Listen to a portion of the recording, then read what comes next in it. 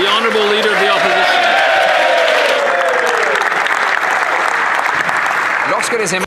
When the U.S.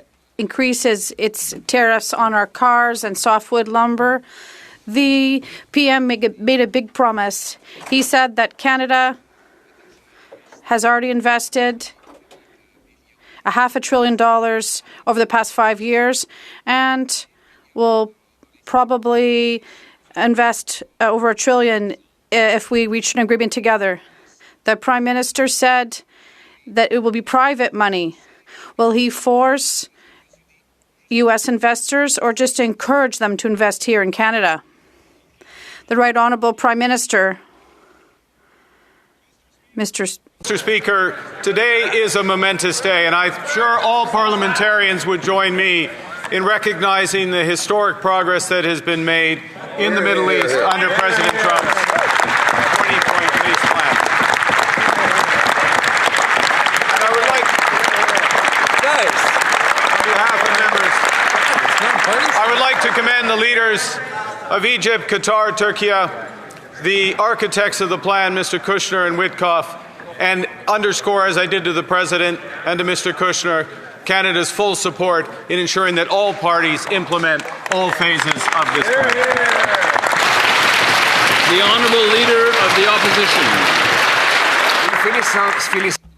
We all congratulate President Trump for his peace deal in the Middle East, of course, but I asked a question in French with respect to Canadian jobs, Mr. Speaker, and the Prime Minister needs to offer some respect to Quebec and Francophones that are losing their jobs, and that he needs to answer the question.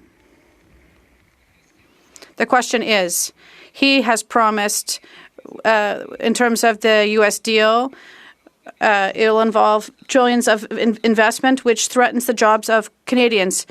Did he obtain this money from the U.S. in exchange? The Right Honourable Prime Minister.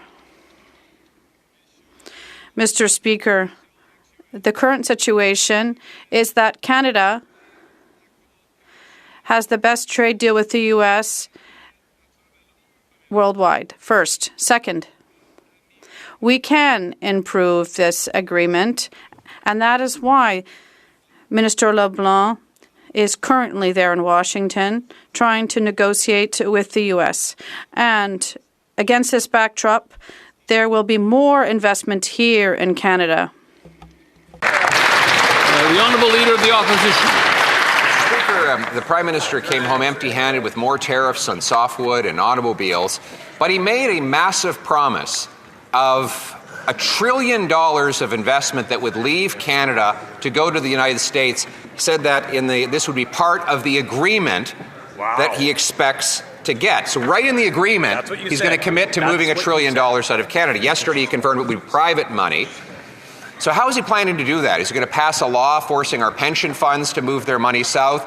Or is he just going to continue with high tax and anti-development policies that cause investment to flee? The Right Honourable Prime Minister. Mr. Speaker, I was there. And I was there in the conversation with the President. I was there in the conversations in the Oval Office. I was there in the conversations afterwards. And the situation is this.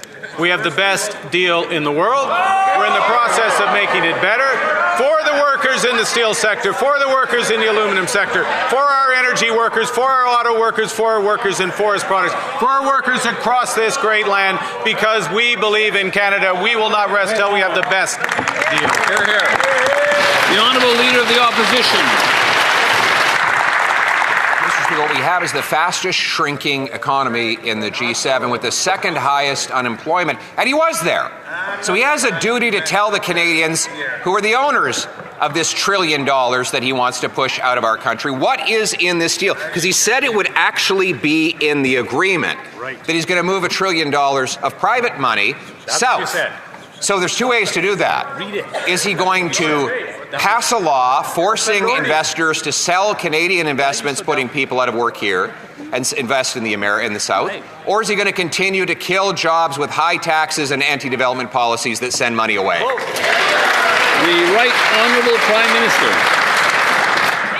Mr. Speaker, I know the honourable member was not here when this government cut income taxes, cut capital gains taxes, cut the carbon tax.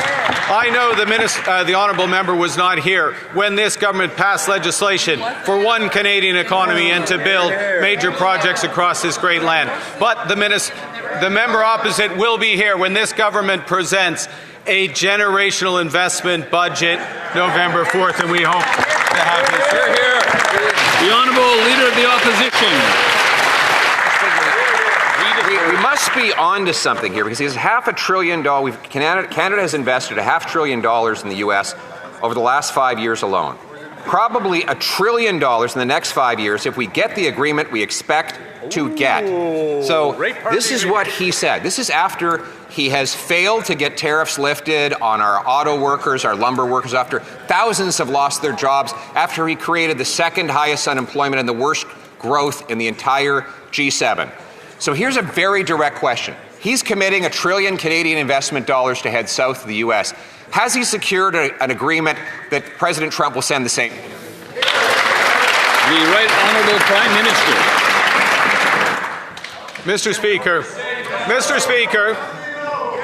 Canada has no tariffs on auto parts.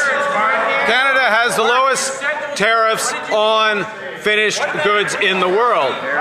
We are working towards an agreement that will increase investment in Canada, that will increase investment in the United States, but we will only accept the best agreement for Canada, and the private sector, remember that, will make those decisions. Hear, hear.